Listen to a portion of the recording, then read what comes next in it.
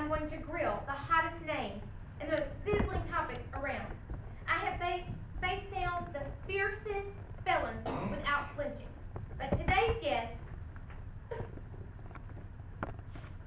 well, I have never, in all my days, seen such callous lack of family feeling.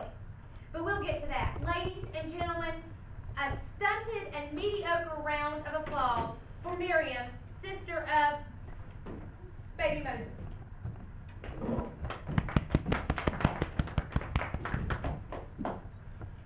Mariam, I'd like to thank you for coming, but I just don't know if I can do this.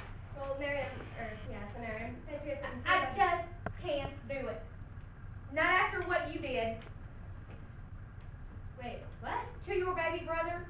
Unbelievable, folks. But Fancy, all we were trying to do was... What you did, well, we'll get to that later. If I can hold it together, just thinking about it. Well, Fancy, my mother and I... Start at the beginning, girl. Don't try to dive nose deep into something in the middle of your story. What were things like in Egypt with your baby brother when he was born? Were they bad? Well, yeah, They were bad. Weren't they bad? They were appalling, atrocious. And Pharoh had something to do with it, right? Yeah, well, Pharoh was, being Pharoh, and he was throwing the babies into the... He threw them in the river, didn't he? Every single one of those Hebrew babies that were born, the little boys, unbelievable. So when your baby brother was born, what did your mama do? Well, we hid him in the back room. I bet she was real excited. Yeah, and we didn't want to get caught. She was real excited when that precious little pea pie, that pink, pacified little piece of personhood. But don't tell me she wasn't also in a terrified tizzy, right? Those Egyptian guards could just come and take her baby boy away, right?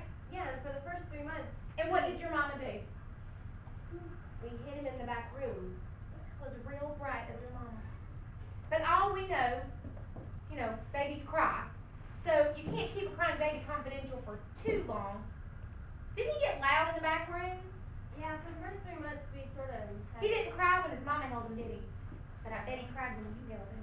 Wait, what? Did he cry? Yeah, Spit it out, girl. I know he cried. He's a baby. Well, of course he's going to cry if you yell at him like that. He probably had a premonition of in that little baby brain of his of what you were going to do to him. It's unbelievable, just unbelievable. But all we were trying to do is...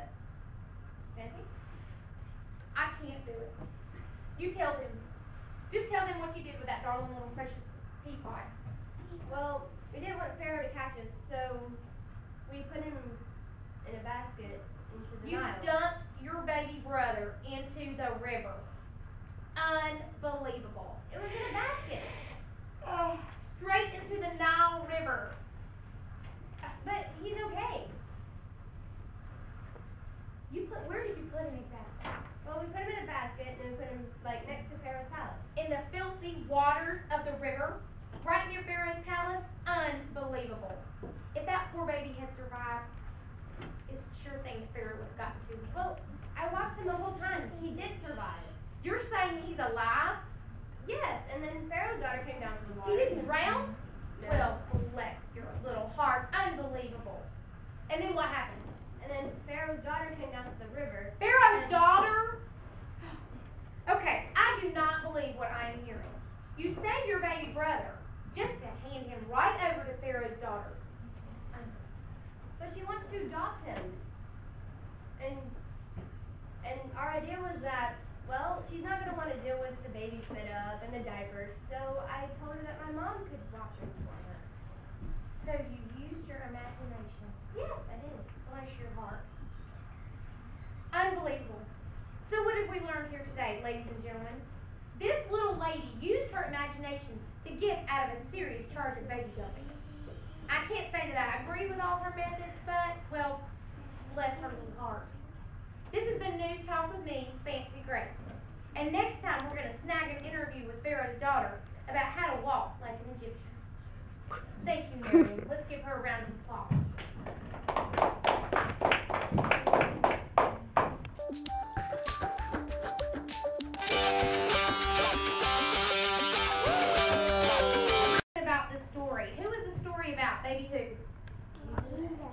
Baby Jesus, baby Moses.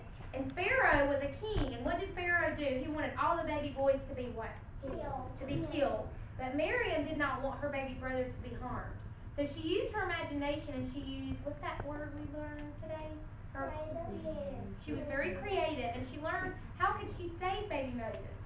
So she put him in a what? She put him in a basket and put him floating down the what? The Nile River. And she watched him, kind of like in secret. She kind of watched him to see what happened to him. And Pharaoh's daughter was in the water, and Pharaoh's daughter found baby Moses. And so was baby Moses killed, or was he saved? He was saved. That's right. And so Mariam's mother actually took care of Moses for Pharaoh's daughter. So she was actually able to raise her baby boy without him being harmed. Isn't that very cool? Okay, so let's think about our bottom line. Do we have our bottom line up there? Can't really read it. There it is, and it's kind of covered up.